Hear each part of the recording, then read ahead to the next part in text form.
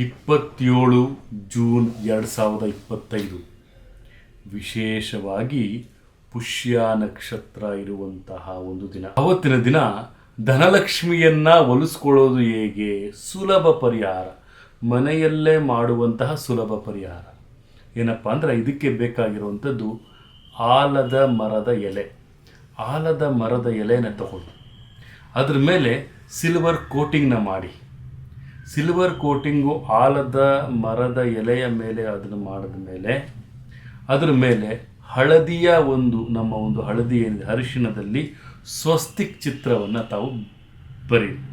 ಸ್ವಸ್ತಿಕ್ ಚಿತ್ರದ ಕೆಳಭಾಗದಲ್ಲಿ ಶುಭ ಮತ್ತು ಲಾಭ ಅನ್ನುವಂತಹ ಒಂದು ಸಂಕೇತ, ಶುಭ ಲಾಭ ಅನ್ನುವಂತಹ ಒಂದು ಸಂಕೇತವನ್ನು ತಾವು ಬರೆದು ತಮ್ಮ ಕುಲದೇವತೆಯ ಪಾದಕ್ಕೆ ಅದನ್ನು ಅರ್ಪಣೆ ಮಾಡಿ.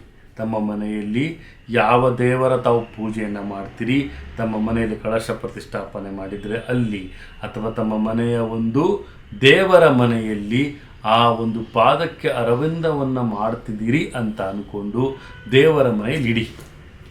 ನೆಕ್ಸ್ಟ್ ಡೇ ಬಿಳಿ ಬಟ್ಟೆಯನ್ನು ಹಳದಿ ಬಟ್ಟೆಯನ್ನಾಗಿ ಮಾಡಿ ಆ ಒಂದು ಎಲೆಗೆ ಏನು ಸಿಲ್ವರ್ ಕೋಟ್ ಮಾಡಿರ್ತೀರಿ ಅದರ ಮೇಲ್ಗಡೆ ತಾವು ಸ್ವಸ್ತಿಕನ್ನ ಬರೆದಿರ್ತೀರಿ, ಶುಭ ಲಾಭ ಅಂತಲೂ ಸಹಿತ ತಾವು ಹಳದಿಯಲ್ಲಿ ಬರೆದಿರ್ತೀರಿ.